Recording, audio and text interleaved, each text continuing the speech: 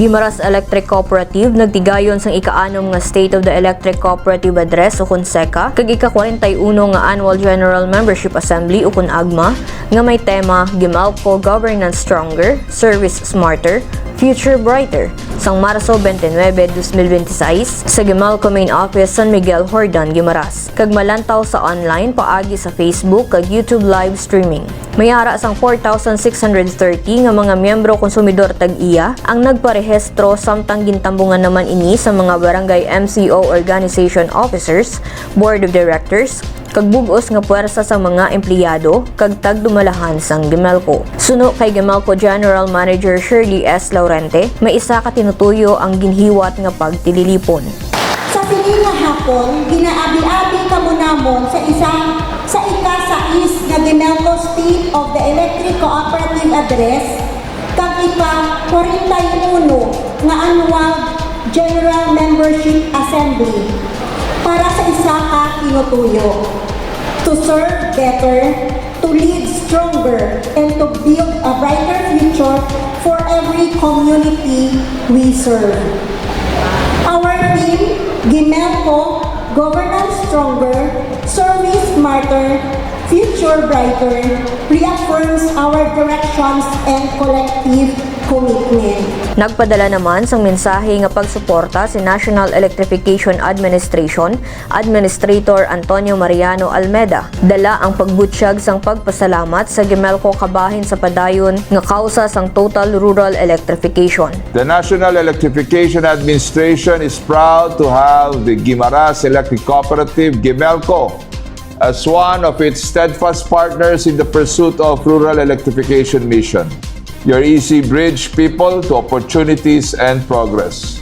On this note, I extend my sincerest gratitude to the leaders and employees of GUIMELCO for all your perseverance. As we navigate the year ahead, I encourage GUIMELCO to continue embodying service excellence. To this end, NEA stands with you as you work towards your noble objective. Naghatag man sang mensahe si Honorable Attorney John Edward G. Gando, Alkalde sang Banwa sang Hordan. Iya ginpakigbahin ang mga kadalagan sang Hordan, kalakip na ang mga plano sini. Iya man ginpahayag ang suporta sini sa GUIMELCO sa padayon sini nga pagserbisyo sa mga miyembro konsumidor tag-iya.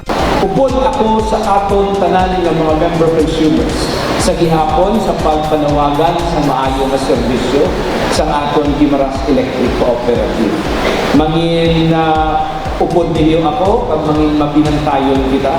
But so far, GUIMELCO has been doing well in its service to our consumers, the professionalism that they have shown. Kaupod man sa programa si Guimaras Vice Governor Honorable Cecil C. Gumarin, MD, kung sa diin iya man ginpabutsyag ang mga programa kag proyekto sang probinsya. Samtang ginpahanumdom ni Gumarin ang responsibilidad kag aktibo nga partisipasyon sang tagsa ka miyembro konsumidor tag-iya. Congratulations sa GUIMELCO kay sa sulod sang 67 ka anyos. Nagaserbisyo sila sa atong probinsya gahatag sa kuryente pagkasanag sa probinsya sa Guimaras with full dedication, commitment sa ilang pagserbisyo sa aton. Nagpanumdumon taman ang ilang serbisyo hindi lang lahog-lahog. Ginpangunahan naman ni Director Gina G. Montaño, Chairperson sang Board of Directors, ang business meeting proper, kung sa diin ginaprubahan sang mga MCOs ang nagligad nga minutes of the meeting. Sa iya nga Chairperson's report, ginpakita ni Director Montaño ang mga naubrahan nga resolution sang Board of Directors para sa kaayuhan sang kooperatiba sang tuig 2025. Kabahin naman sang State of the EC Address, naghatag si GM Laurente sang iya management report sa pareho nga tuig kung sa diin makita ang mga ginhiwat nga mga aktibidades, kadalagan, kag mga inisyatiba sang kooperatiba para mapasanyog ang serbisyo sini. Ginsaysay naman ni FSD Manager kag Acting Treasurer Richard A. Gonzaga, CPA, ang Treasurer's Report para sa tuig 2025. Suno kay Gonzaga, nakabaton ang GUIMELCO sang unqualified opinion halin sa external auditors nga GA Lamboso and Company company nga may pagsalig nga insakto ang mga nasulod sa financial statements. Ang mga nasambit nga report ginaprubahan sang General Assembly. Kaupod sa agenda sang new business amo ang pag-adopt sang 2026 cash operating budget nga ginpresentar ni Gonzaga. Distribution Development Plan nga ginpresentar ni CSO Manager Engineer Danmar Di Manalata. Kag Social Development Plan nga ginpresentar naman ni Director Amabel R. Perez. Ang COB, DDP, kag SDP ginaprubahan sang General Assembly.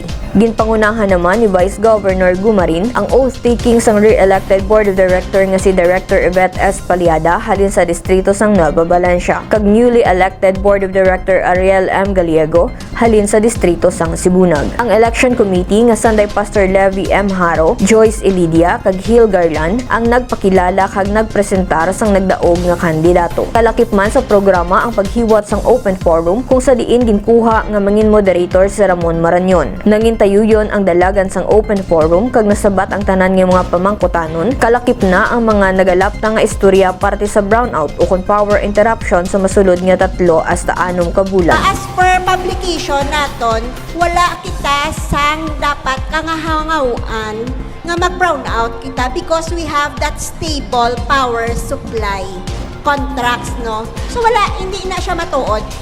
That is a false statement.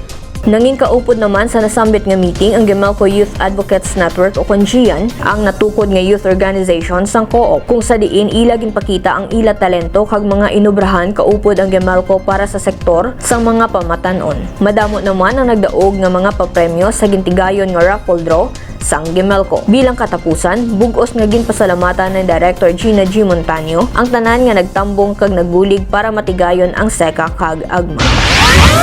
Para sa dugang nga impormasyon na hanungod sa aton kooperatiba, i-like kag i-follow ang GUIMELCO official Facebook page, facebook.com/GUIMELCO. Kang mag-subscribe kag i-click ang notification bell sa GUIMELCO YouTube channel, GUIMELCO RTV. Ini ang GUIMELCO Neck Power View.